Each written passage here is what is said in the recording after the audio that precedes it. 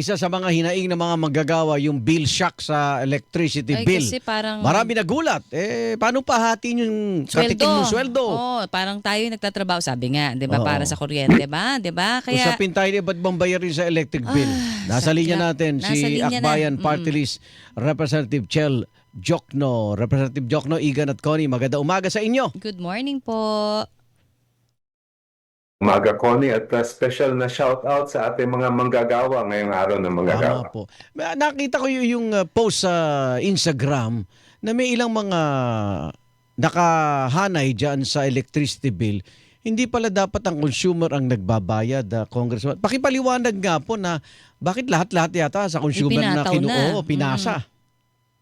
Yun na nga eh. Although baka masasabi natin na pasok sa legal yung pagpapasa nila sa mga consumer. Para sa akin, hindi makatarungan na ang talagang hahawak ng burden ay ang consumer. Unang-una, ang mga electric companies, mga ano yan eh, mga monopoly franchise yan. Ibig sabihin, protektado sila sa kompetisyon. So, dapat meron silang social obligation na sila na ang sasalo niyan. Tingnan natin ha, mismo yung Meralco halimbawa, ang nireport nilang net income ng 2025 ay umaabot sa 50.6 billion pesos. So siguro naman hindi na mahirap na saluhin nila itong pass-through costs for senior citizen discount at lifeline discount kaysa Uh-huh. sa ang mga mamamayang Pilipino pa ang sasalo niyan. Lalong-lalo na ngayon sa krisis na kinakaharap natin, hindi lang naman dito, kundi sa buong mundo, ano? Eh, dapat sila na mismo ang humawak Or niyan. May pwede bang direksyon na ba na amyendahan po yung Oo. IPIRA law? Yun na nga, yun ang isang pinag-aaralan namin ngayon na dahil nga masasabi natin na hindi covered yon, maganda siguro kung maamendahan natin yan para klaro na ang sasalo dapat ay ang mga electric but companies.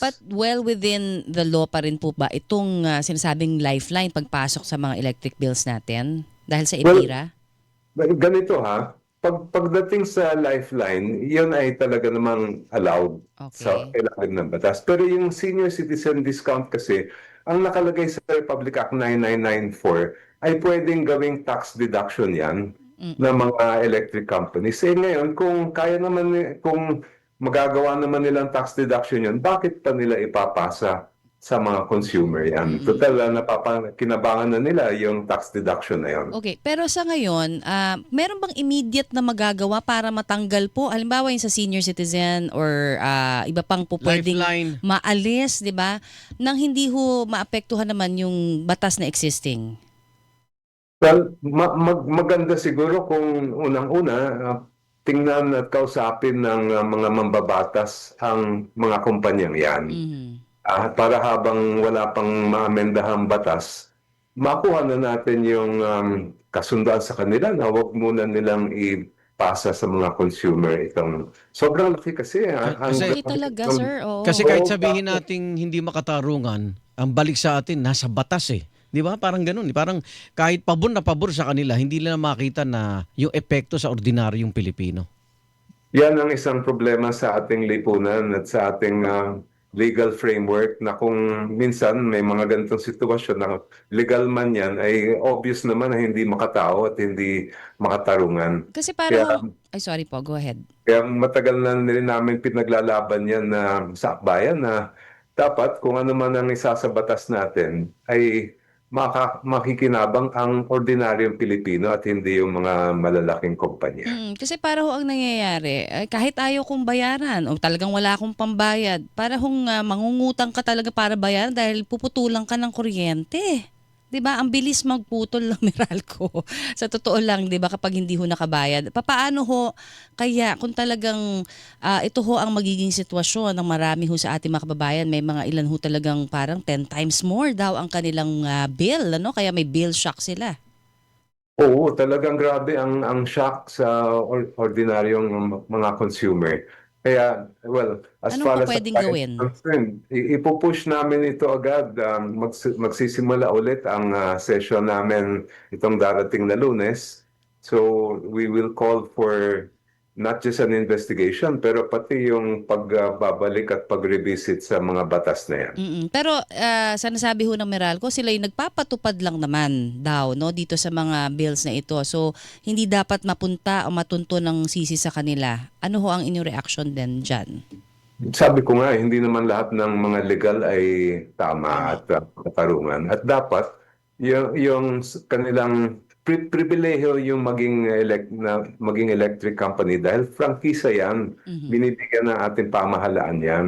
So dapat ibalik naman nila sa taong bayan yung kahit kaunti lang ng malaking kinikita nila. Okay. Okay. Congressman, samantaling ko na rin dahil napanood ko kayo sa impeachment proceedings. Itong sinasabi ni Congressman Pulong Duterte, no, na kapatid ni VP tumatawag. Sara Duterte, may nabaltaan ka ba dyan na kino-coerce o kahit papaano tinatakot yung mga staff ng congressman o mismong congressman na kung hindi kayo boboto sa probable cause, no, Walang budget. yung distrito nyo ay magsasuffer? Ay naku, wala akong alam na ganyan. As far as I am concerned, wala naman lumapit sa akin, pati mga kasamahan ko sa akbayan na nakaupo sa Kongreso o nakiusap man lang, wala namang ganon. Basta't kami, tinitingnan lang namin yung ebidensya at kung ano yung gagawin dapat ng Committee on Justice Oo. under the Constitution, ay yan ang tinutupad namin. Pero yung ganito bang aktwasyon ng isang member ng House of Representatives, yung sweeping accusation na yan, hindi ba dapat tumaan sa disciplinary action? O dapat naman kung meron siyang ganun na kaseryosong aligasyon ay i-back up niya yan na may ebidensya. Madali lang kasi magsalita. Pero it's irresponsible to say something like that na wala ka naman na ebidensyang i-back up mo. Okay. Sa plenary po, may bilang ho ba para maiakyat na ng Senado itong impeachment ni VP Sara? Well, kung titingnan natin yung naging botohan sa Committee on Justice, 53-0 ang naging vote.